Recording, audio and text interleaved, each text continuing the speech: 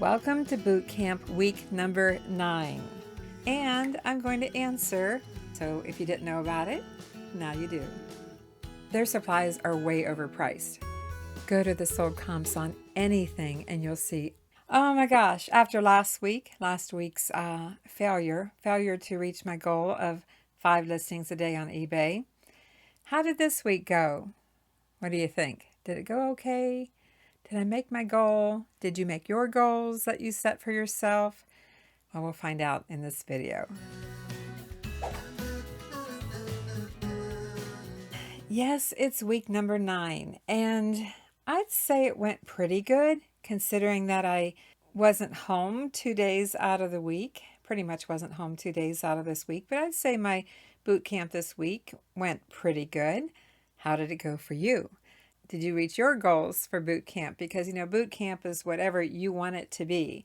For us, it's listing 5 items a day, 25 items a week. That's our goal. But your goal is whatever you wanted it to be. So make sure you leave a comment and let everyone know how it's going for you. Even if you didn't get anything listed, you can still share how your week went for you. If you're new here, I'm Vicki, and my husband Mark and I resell on eBay and Poshmark. Not sure if I'm going to go back to Mercari. Not sure about that. I'm not sure. But anyway, eBay is our primary place to list items to resell. And as you can see here, we sell a variety of items. Not just glassware and dishes. We sell just about anything that we can make a profit on. And this is week 9 of summer boot camp. And it's going to go on through the end of August. So I have a few more weeks to go. Whew. Is it hard to keep up? It was in the beginning, but it keeps getting easier. Although I did have a failure last week where I didn't reach my goal of 5 items a day. I got it done eventually through the week, but I didn't reach my daily goal. But I would say overall, it actually is a new habit, a new thing for Mark and I to work together and get 5 listings done a day. He does the photography. I'm very lucky for that, and I so appreciate him for that. But Mark does the photography. Mark sources with me, and he does the photography, and I do the listing and videos like this. So what do I have for you this week? Well, I have the eBay listings to show you, and I have some behind the scenes to show you on those listings, and I'm going to answer some viewer questions or respond to comments. So I'm going to do that in this video. So be prepared because, you never know what I might say. All right, where shall we start? I guess we'll start at the beginning of the week. Let's go back to Monday. I'm going to respond to would we buy it or not for resale, because some of them can sell for a lot of money. But before we go back to Monday, I'm going to respond to a question that I have. I'll put it on the screen for you here. This one is from Melissa Barker. I'll put it on the screen so you can read it.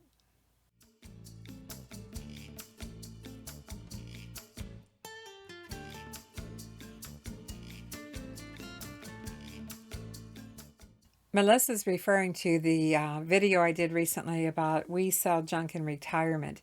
And Mark and I went to Goodwill, and I pointed out a whole bunch of things that we considered junk that we wouldn't buy to resell. So I can appreciate her question. Would we have bought those items had they been 25 cents or 50 cents and a great deal, right? Like maybe garage sale prices. And my response to her was no. No, no, no. I don't know if I said no 3 times. The fact is, if I'm pointing it out in a store that I wouldn't buy it because I consider it junk, one person's junk is another person's treasure, so take that lightly when I use the word junk. All of those things that I pointed out were fine for your own personal use, but for resale, I was referring to would we buy it or not for resale. And no, Melissa, it doesn't matter if it was 25 cents, 50 cents, it doesn't matter if it was free. I would not have bought those things that I pointed out in that video for free. Wouldn't buy it. I hope that answers your question. I don't know how many of you know this, but when I started eBay, aside from my Julia Child Volume 1 and 2 cookbook, that was my first sale for $400, that got me hooked on eBay. Aside from that, what I sold primarily was craft patterns. Sewing patterns, quilting, cross stitch, needlepoint, um, crochet, knitting. That's how I started selling on eBay. I could find them anywhere and they were always inexpensive. I'd buy a whole box from someone, get them for pennies, and at the most have maybe 25 or 50 cents invested. I also like to buy needlecraft kits because some of them can sell for a lot of money. And I do want to back up here and share something with you that I may have never shared with you before. In my 20s, which was a long time ago now, I told you I sold home interior in my early days, but I also worked for a company called Creative Expressions. Have you ever heard of Creative Expressions? It was another party plan. And I would go in with these little sample kits and I would teach the people that came to the home party how to do needle crafts, cross stitch, needlepoint, embroidery, whatever. I taught that in people's homes. So I think that's why I naturally gravitated to selling patterns. And of course, I sold sewing patterns too. Not that I've done a lot of sewing in my lifetime, I've done a little bit. But anyway, we were in a thrift store recently and I found this cross stitch kit, printed cross stitch kit, and it was still there, meaning other resellers hadn't noticed it. But I did notice it. I listed it for $99.99. So that's my first listing on Monday. Will it sell for $99.99? I don't expect it to. I expect that I will either put it on sale or I'll send an offer. When I search for items on eBay, like what I'm getting ready to list, I go to active and then sold listings. And I sort the sold listings from highest to lowest. And you can see that one sold here for $59.99 plus ship. It also sold, well, it's pre-owned, so it was open, sold as low as $30. But that's not the only place that I check for information about what I'm listing for sale on eBay. I also like to take that title and go over to Google and paste it in its search bar. And you see across the top, just under the word Google, it says all, and then it says shopping. And I love to go to Google Shopping and see if I can find the same item that I'm listing and what it's going for on other platforms other than eBay. Again, these are active listings, not sold, but it's still information that can help guide me as to how many are out there if someone were to search Google, and what kind of price do they have on them. Does it completely influence the price that I set when I'm listing it? Not completely, but if I don't find very many, like I didn't find very many of this one, this Beatrix Potter. Well, here's one here. Look here, Etsy. Etsy has one for $95. So yeah, I put mine at $99.99. Utilize Google Shopping when you're researching for information about what you're selling. I hope you found that helpful. Here's my listing and the photos that we took.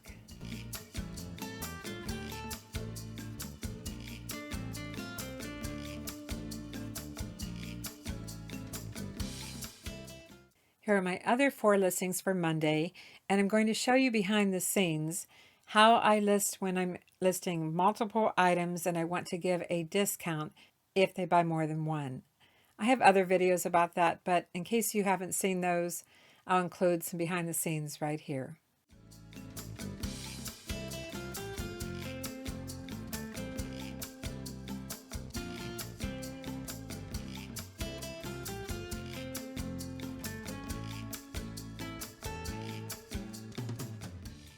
It's back to school time starting in August, if not already here in late July.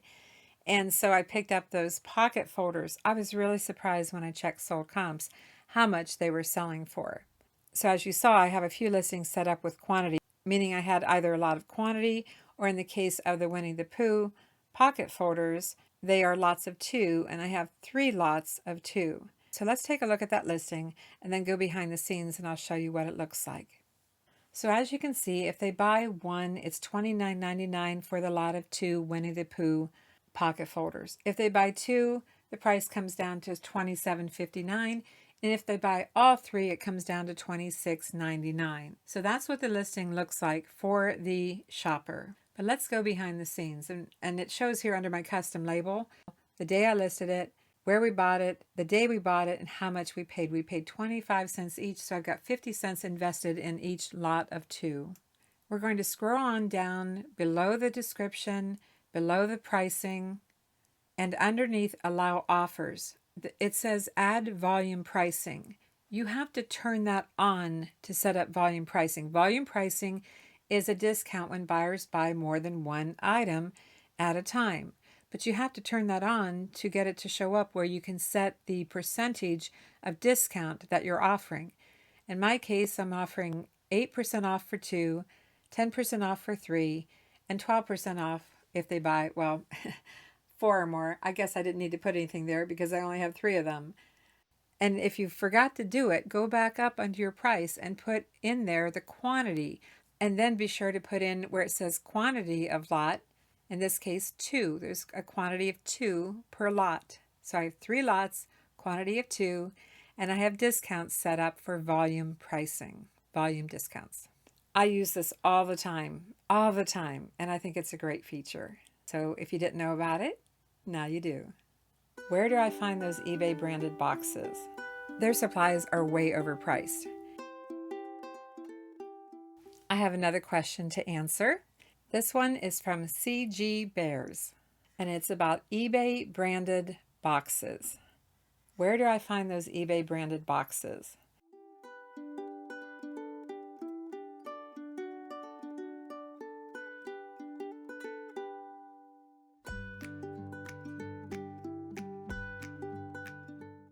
Do we pay for them? Well, no and yes. If you have a store and you are entitled to a quarterly coupon from eBay that you can use for eBay branded shipping supplies, you can find the coupon in your Seller Hub, go to Store, open up Store, and go down the list and find subscriber discounts. That's where you find it. Under subscriber discounts, if you have this available to you, it's going to look like this: eBay shipping supplies. See details. On this page, you'll find your coupon code if you have one. And this one expires September 30th. I haven't used it yet because they don't have the boxes that I want. So I'm kind of holding off to see if they get some more box sizes in. It's pretty limited. I did blur out my coupon because I don't want anybody else to use it. I hope you understand that. But basically, that's where you get your coupon code. If you're trying to buy eBay branded supplies on your own without having a coupon, you can find the link here. I've got it circled, and you can go to that link and just see what they have available. So let's take a look at the eBay shipping supplies. What do they have available for us? Well, they only have 31 items. That's not a lot. They used to have a lot more. So they have boxes. I use the 8x6x4 quite often. I get the eBay padded envelopes. I don't worry about the tape. I'm happy with the tape that I use. I have some of the 10x8x6, 12x10 8s. I have almost every size they have available. I do believe I have some 8x8x8. I don't waste my coupon on thank you cards and stickers and tape. Some people do. It's up to you. I'm calling it a waste because it's just a waste for me. They really don't have a lot to offer. Their supplies are way overpriced.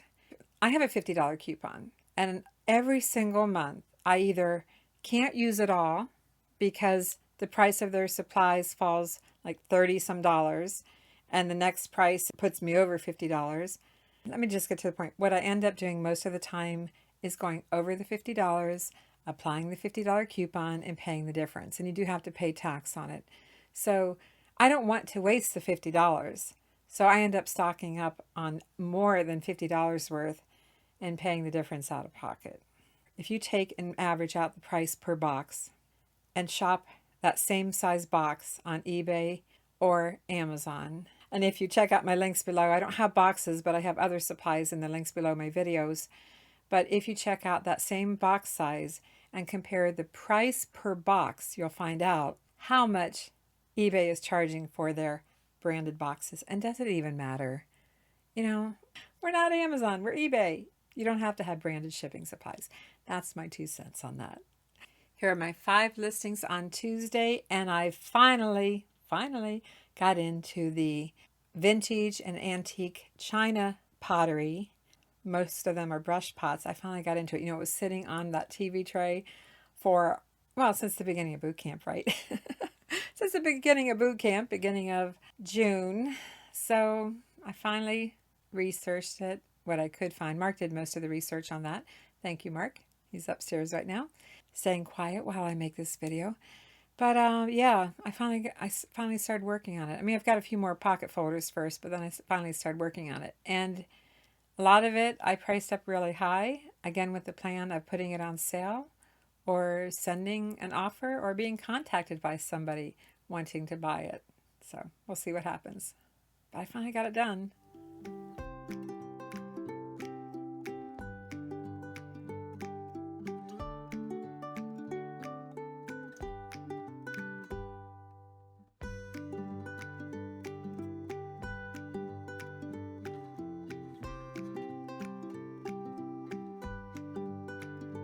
A couple of thoughts when it comes to crazing. Here are my 5 listings for Wednesday. This next comment / question is from Crafty Sky Lady Creative Time. Let's see what she has to say.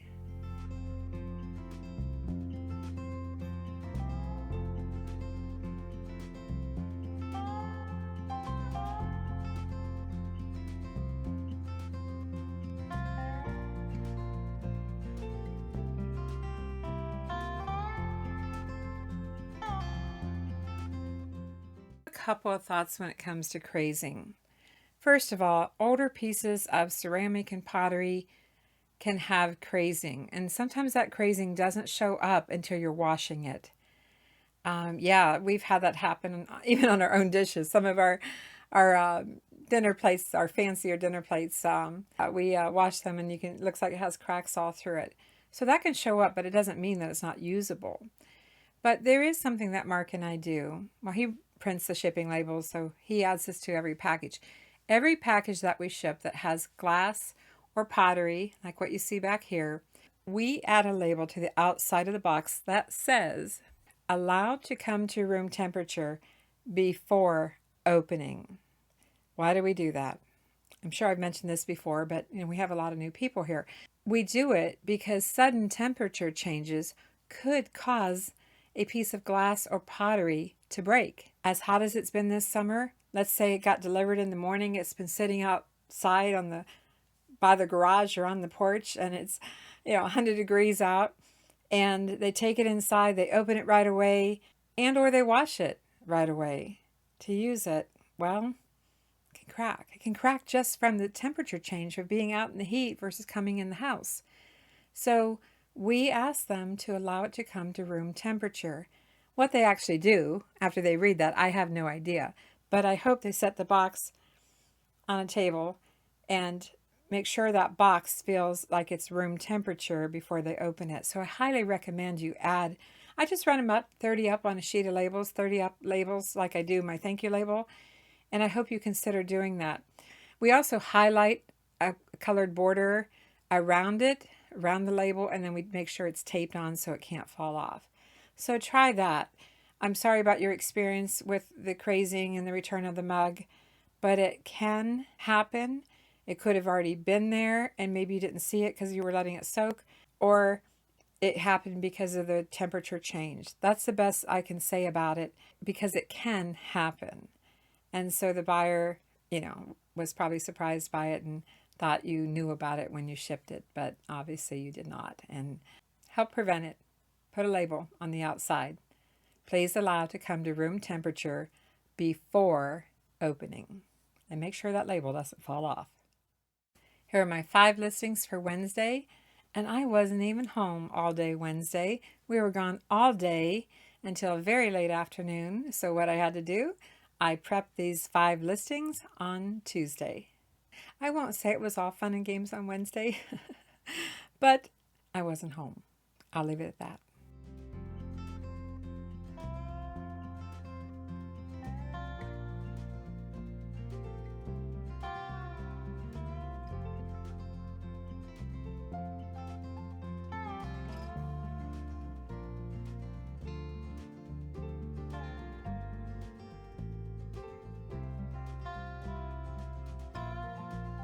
Doesn't Google want only a white background? I had 2 people this week comment with the same comment, and that is about the background that we use for our photos. Pretty much you see us use either black or white, and I've had several comments this week. Doesn't Google want only a white background, you think? I'll read the comments and then I'll respond.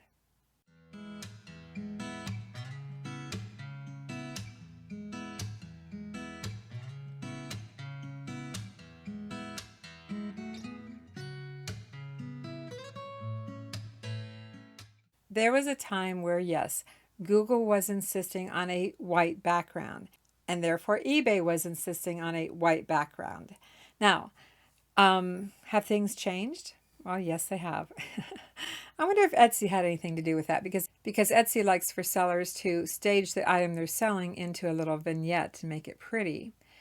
But even though you will find out on Google that yes, they want a white background, if you search far enough, you'll also find that it's no longer, should I say mandatory? Well, it's no longer mandatory. It's no longer required. Google has loosened up on that, and most certainly has eBay. To go a little further with this about the white background being required or not, I decided to go out to Google and research something that I'm listing this week. The brand is Blue Sky Clayworks. Let's go out to Google, type it in the search bar, and see what kind of photos show up on Google. Are they black? Are they white? Or are they something else? At the top, I typed in Blue Sky Clayworks, and of course the sponsored ads came up first. And do you see the one to the right? Do you see a white background there? No. No, it looks like someone's kitchen counter. Looks almost like cement in the background, but not white. Let's take a look at some more. And you'll see here many different backgrounds. Yes, some are white. Some are gray white because I didn't use a background remover, which is not required. It's just something that we do. But let's take a look here. I'm going to play a little bit of music while you look at the rest of these. So you will know 100% that you do not have to have a white background. Don't have to have it. Isn't that great?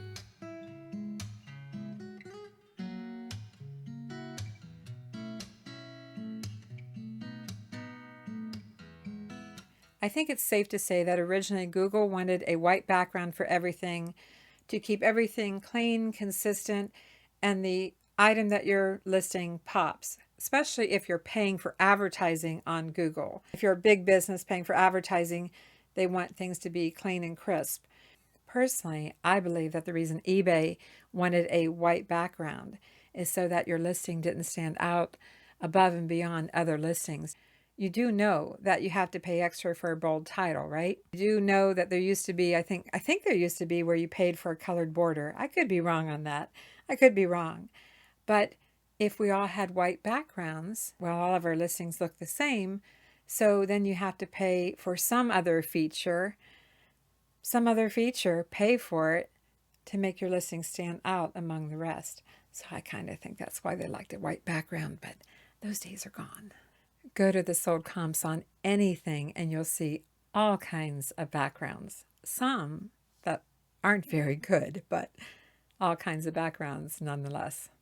When I find something new, I like to learn about it. You see what's going on here? I'm getting ahead of the game a little bit. Thursday. I wasn't home all day Thursday either.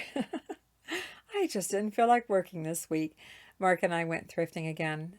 Sourcing down in Johnson City. We went to some places that we didn't get to go to last week. Yes, I took Wednesday off. Yes, I took Thursday off. So what I had done is on Tuesday, I drafted the 5 for Wednesday and the 5 for Thursday. You see what's going on here? I'm getting ahead of the game a little bit so that we could play hooky. Here are 3 of Thursday's listings.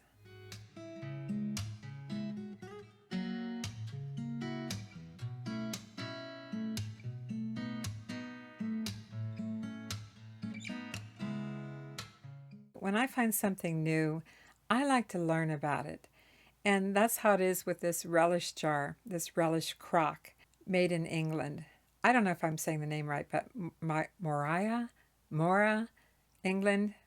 I don't know. I'd never seen one before. So I decided to go out on eBay and see what else was selling for that same brand.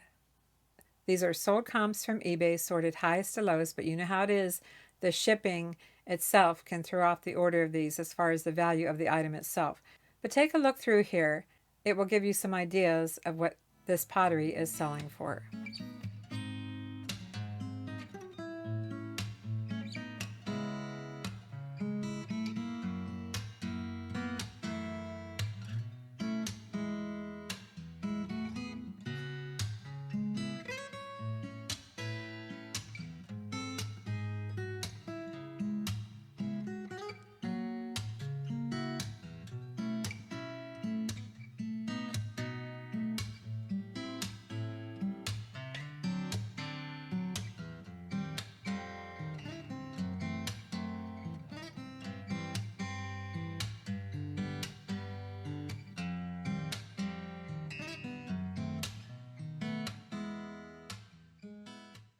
Last week, I showed you where we listed the dance coffee mugs.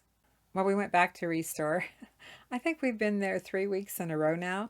We went back to the Restore down in Johnson City, Tennessee, and we found some bowls. So I'm going to show you this listing, and then I'm going to show you what it's going for on replacements.com.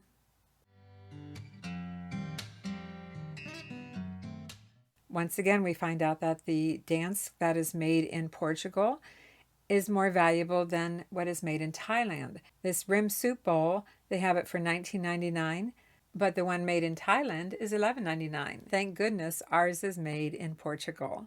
No, I didn't price it at $19.99. That would be $80, and as you saw, I only priced it at $59.99 plus ship. But again, I go to replacements.com all the time when I'm doing research.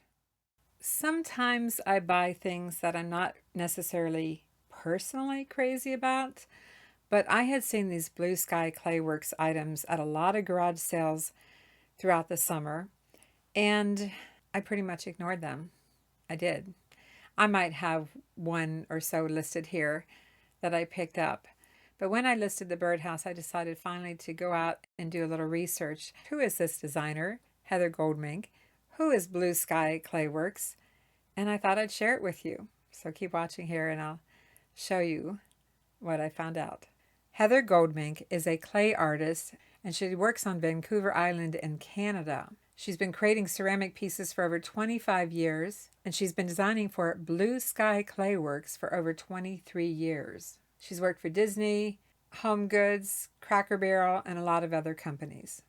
Learn something new. I want to insert here that we sell things that we would never buy. Does that sound crazy to you? I'm trying to say that sometimes it's important to be open to inventory that isn't our cup of tea. That's not our thing. And that's how it is with these Blue Sky Clayworks. I'm not crazy about them. I mean, some people probably love them, but then again, I'm not really a collector of any type of mass-produced item. I tend to like unique things, but yeah, I'm looking at it over here on my shelf. It's just not my thing. But I picked it up because the price was right, the comp was right, and apparently they sell. Apparently they do. And we're going to jump over to eBay and I'm going to show you some sold comps so that if you've never bought Blue Sky Clayworks before by Heather Goldmink, well, you can keep your eyes open. But I did discover something after I went through these, and I'll show you that in just a minute here. So you're in a hurry? Well, you better calm down. We're all friends around you, just join the fun. 'Cause if you're in a hurry, you're missing the point. Should enjoy the fruits of life instead of chasing coins.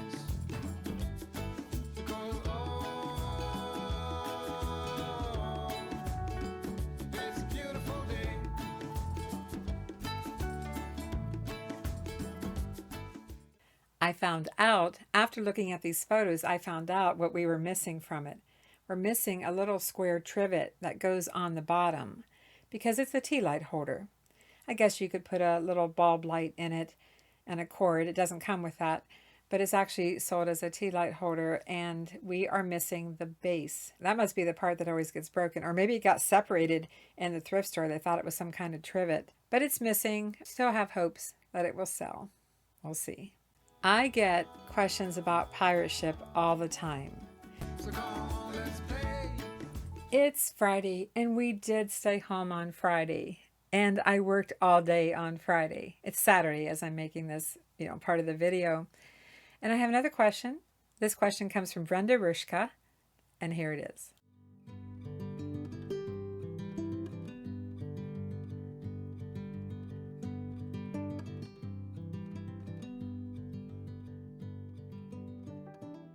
I get questions about pirate ship all the time.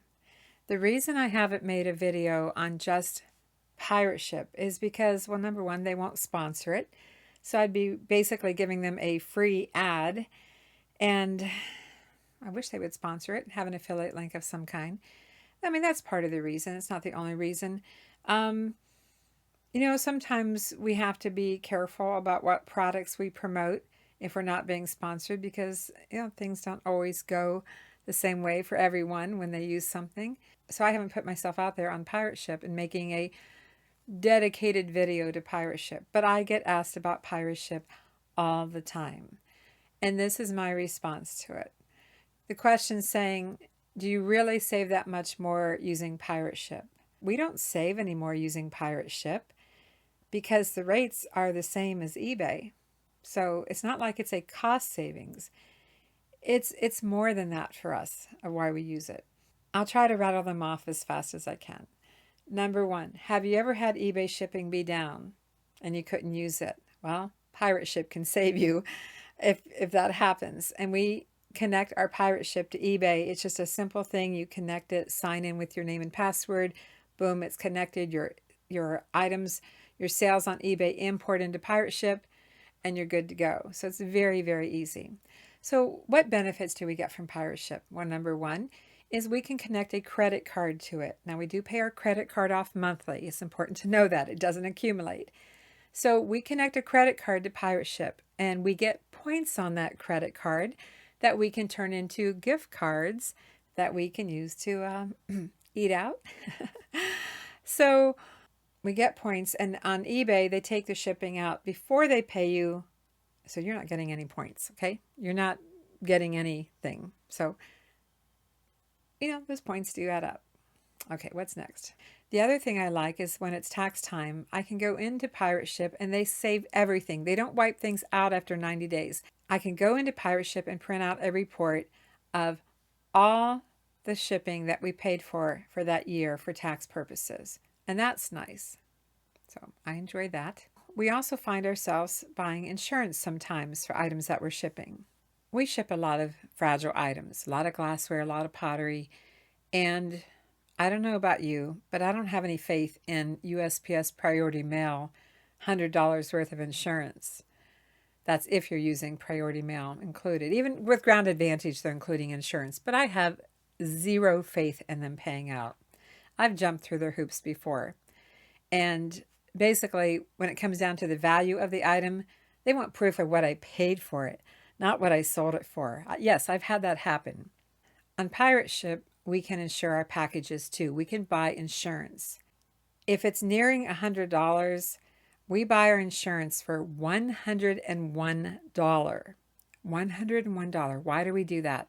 We do that so that one extra dollar of insurance overrides USPS insurance. Have I ever had to file a claim? One time I did, and it was absolutely no problem to get paid. None at all. I also find their customer service very responsive. When I had that issue recently when a tracking number was duplicated by USPS, it was put back in the system too soon. By the way, that was not resolved. eBay did not help me out at all with that. I thought they had inserted the tracking number, but they did not. They said, no worries, your account's in good status. It's not a problem. They wouldn't help us. So it still shows that an item is not delivered. They blamed it on pirate ship. I don't blame it on pirate ship. USPS is the one that issues the tracking numbers. I'm sorry, I'm digressing here, but it was never resolved with eBay. However, pirate ship gave us a $10 credit. Yes, a $10 credit. It wasn't their fault, but they responded right away. They gave us a $10 credit to compensate for our issue. They couldn't fix the issue through eBay for us. Nobody could fix the issue. So pirate ship is there for us. They have great customer service. I know there's some other reasons I like using them. But I can import multiple stores into there. So I have a couple of eBay stores imported into Pirate Ship. So it's not about how much do we save. It's about how well it serves us to use it, especially the points. But you got to pay your credit card off monthly because that could accumulate really, really fast. And I wouldn't advise that for anyone to get in the hole on your shipping costs. Hope that helps. What else did I get listed on Friday? Last week at boot camp, I failed to get my 5 listings a day. How did I do this week? Well, I did better. Pat myself on the back. I did better. Yeah, I kicked butt. We had just found some things the day before, some craft patterns, and I did the photography on these. And craft patterns are so easy to photograph, so easy. So that's what I'm going to show you next, a whole bunch of craft patterns. I guess we picked these up on Wednesday, and I got them listed already. So here they are. Not all of them have high value, but, I only paid 29 cents to 49 cents each. Most of them were 29.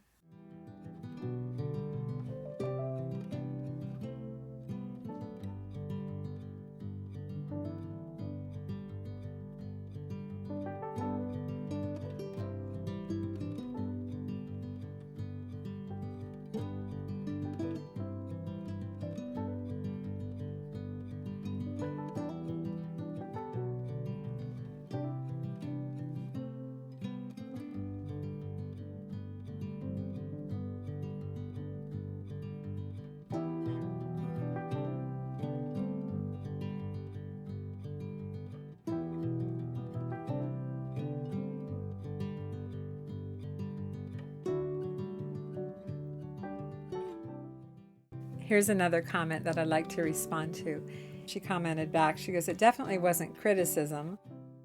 Here's another comment that I'd like to respond to. And this is from Supermom. You can read it here and then I'll respond.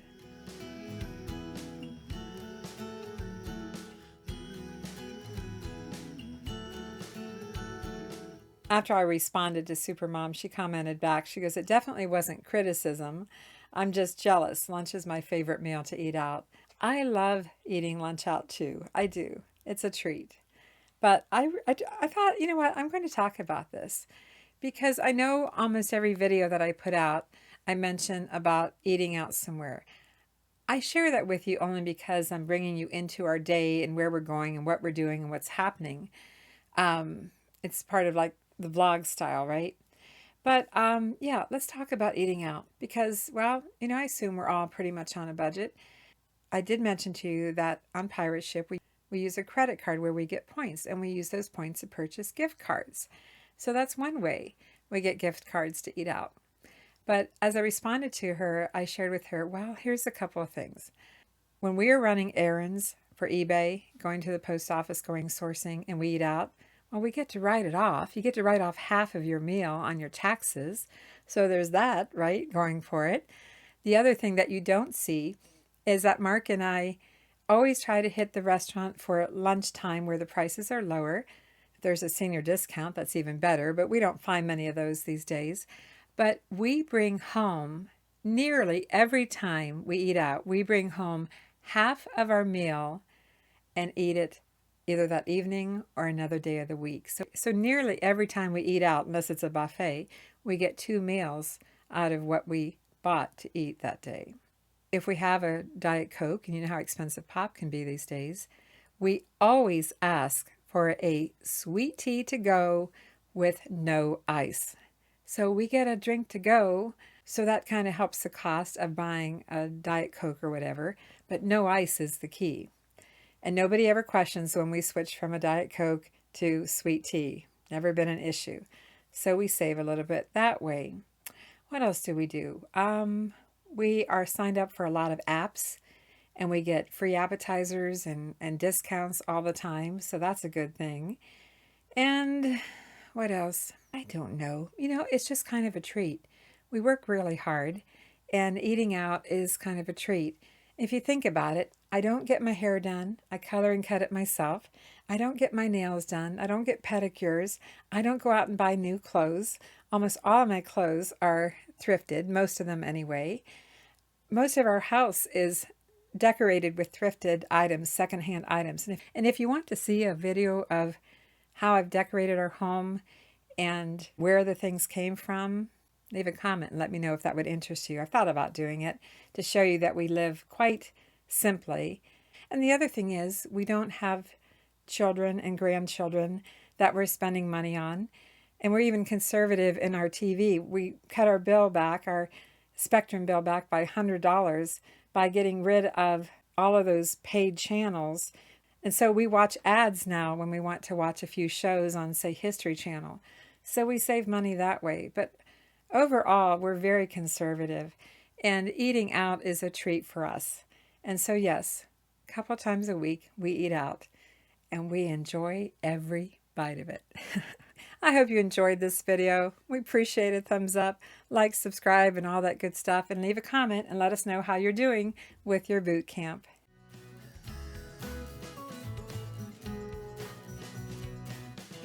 Thanks for watching. I'm Vicki with Avante Avenue, and Mark and I will see you soon.